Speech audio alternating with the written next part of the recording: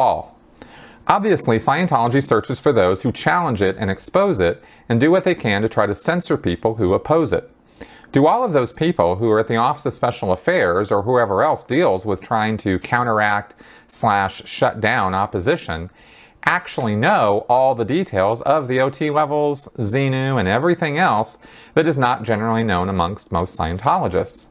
If they're going to try to debunk/sue/criticize or gag opposition, then surely they must be aware of the content of the higher levels and equally the content written or leaked by opposition. Do these people receive this material for free, presumably they are Sea Org, at an accelerated rate, just so they can deal with identifying/attempting to censor it, as presumably there is no point sending an army of people to attack opposition if they have no clue what the opposition are saying and why?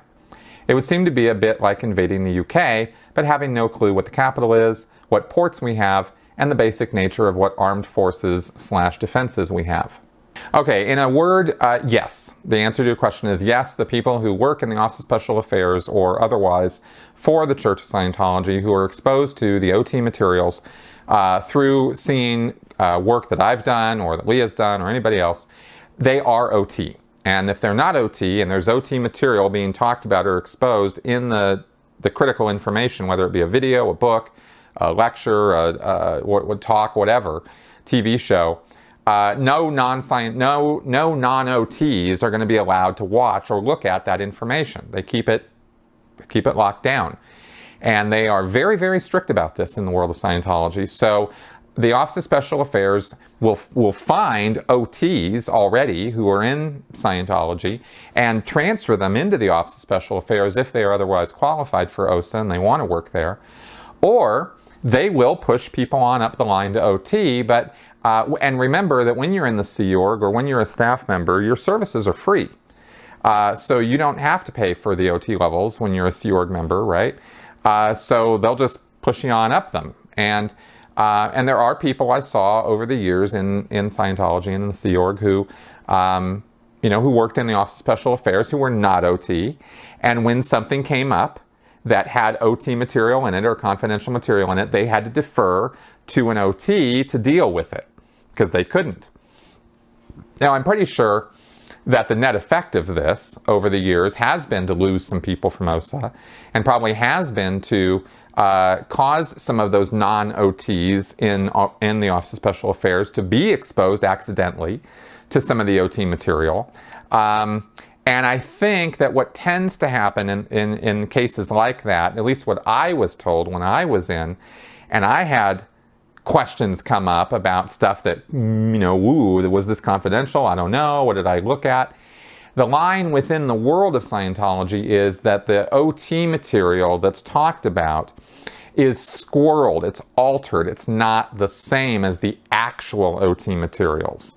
And that, like, for example, if Leah or Mike or me or other critics were to talk about this material, which we've done, we're talking about altered, squirreled, not the real stuff, because the real stuff to them is supposed to make sense. It's supposed to all be logically consistent, totally workable, and the secrets of the universe.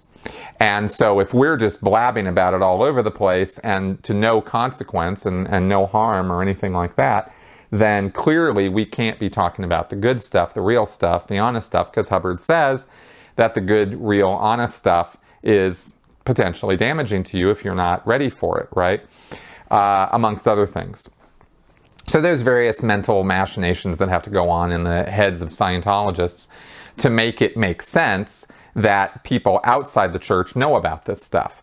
But also remember the self-policing that goes on within the world of Scientology. So people who are not yet to the OT levels take great, great care to not be exposed to Scientology confidential information out in the real world. And they don't have a lot of internet access anyway. I mean, the number of people in OSA who are able to freely look at the internet is very, very, very tiny, right? It's a very small number of people. So I imagine, and maybe we'd have to ask, Mike Rinder, but I imagine that if if OT material was showing up in a court case or, somehow otherwise being shown, and it was not OTs who were dealing with that, either they'd be gotten out of the room or they would just have to grit their teeth and deal with it and then get some auditing sessions and, deal with that. Because, like, for example, Mike Rinder didn't get all the way up to OT8. So I'm not really sure how he dealt with exposure to OT materials when he was in charge of OSA. I'll have to ask him about that next time I talk to him. So that's what I can tell you about that from my own experience. But I think my experience is limited because I never worked in the Office of Special Affairs. So while that's the best answer I can give you, feel free to keep looking around or asking that question of others, because there might be some different information available otherwise.